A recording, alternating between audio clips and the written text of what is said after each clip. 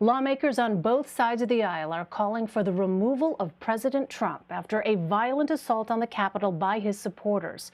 One woman died after being shot by Capitol Police, and 3 died in what police are calling separate medical emergencies.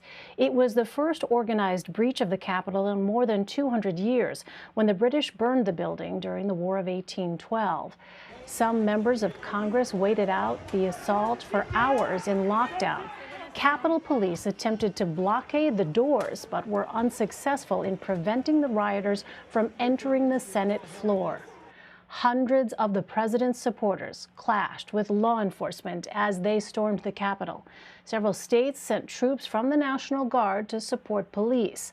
President-elect Biden did not mince words for Wednesday's events. He labeled the riots, quote, domestic terrorism. They weren't protesters. Don't dare call them protesters. They were a riotous mob, insurrectionists, domestic terrorists. Some have spread the conspiracy theory that so-called Antifa protesters are to blame for the violence. But in social media posts and in interviews with journalists, those who entered the Capitol made clear they are supporters of the president. Earlier in the day, he had called on them to march on Capitol Hill. Hundreds of thousands of American patriots are committed to the honesty of our elections and the integrity of our glorious republic. All of us here today do not want to see our election victory stolen by emboldened radical left Democrats, which is what they're doing, and stolen by the fake news media. That's what they've done and what they're doing.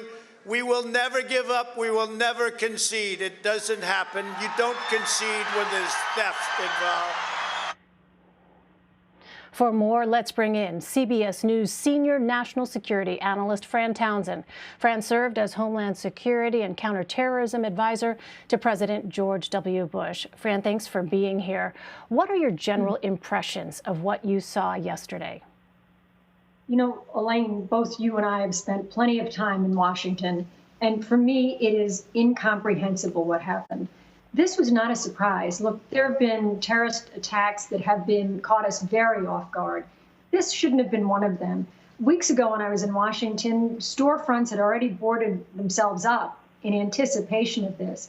For weeks, the president had been tweeting, encouraging, inviting his supporters to come to Washington to protest, and held a rally yesterday. And he was also using their hashtag, Stop the Steal, referring to the election. And so, look, it was anticipated, and it should have been prevented. The president's sort of encouragement yesterday was added fuel to the fire. And then you get to the Capitol, and I don't understand why the Capitol Police were not better prepared. I don't understand why the mayor of D.C. asked for a little more than 300 National Guardsmen, but she didn't want them in uniform. She didn't want them armed. That was in advance of what happened. And then maybe the biggest horror, once you see the destruction they do inside the building, is the images of police officers sort of holding the door as these criminals are walking out. Yeah, it was really incomprehensible to see those images that you just referenced. And we've seen, Fran, in video and in numerous photos, many of those who entered the building were not wearing masks yesterday. Given the abundance of images available, how will this investigation unfold? Which law enforcement agencies are responsible for gathering up that evidence, reviewing it, and ultimately pursuing these individuals? So the conduct that the rioters engaged in yesterday is a violation of numerous federal statutes. And so the U.S. Attorney's Office will work with the FBI to do a comprehensive investigation. The good news is there's lots of video of the faces of these people. Many of them took video themselves. Then there were also cameras inside the Capitol. And so we ought to expect to see a large-scale number of arrests with very serious charges.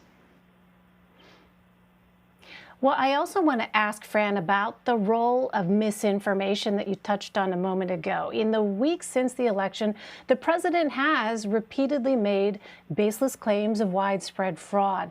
Do you think that it is realistically possible now, at this point, to combat the effects of that misinformation campaign, which really, in some respects, has been years in the making?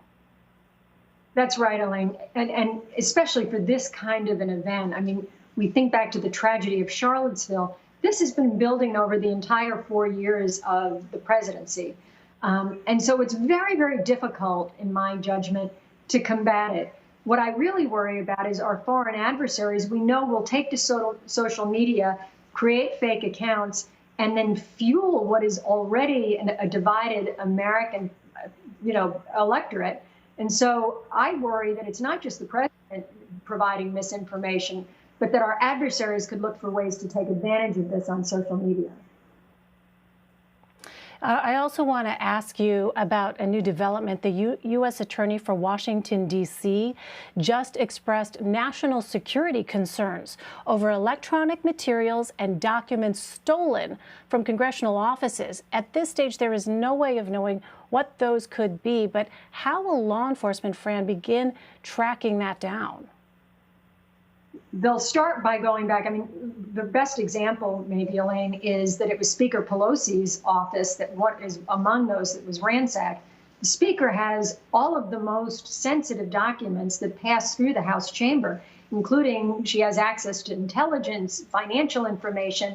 And so I would expect what they'll do is begin interviewing people and looking at computer records, computer files, hard documents, the hard files, and interviewing staff to try and identify what's missing, what information was contained, because the other thing they'll want to do is a damage assessment. How critical was the information, and what could the individual who stole it learn about the functioning of our government or Congress? Finally, Fran, there's been a lot of discussion over how to define what exactly happened yesterday. Do you consider this to be domestic terrorism? Look, I'm a little reluctant to use the word just because I think when we think of terrorism, we think of it as being an act of violence perpetrated against civilian targets. This was horrific. It was absolutely criminal, no matter what you want to call it. It was certainly a form of domestic extremism. And frankly, it does border on the idea of being a terrorist event. But I think we have to be careful. If we use that phrase too often, it sort of cheapens it or lessens it. This was a horrific attack. And let's remember, it wasn't just a violent attack on, basically one of the symbols of our democracy. It was meant to disrupt the electoral process. And for that reason, I worry we must improve our security so that we do not permit any chance of a disruption in the next big political process, which is the inauguration. Fran Townsend, Fran, really valuable to have your insight. Thank you so much. Thanks, Elaine.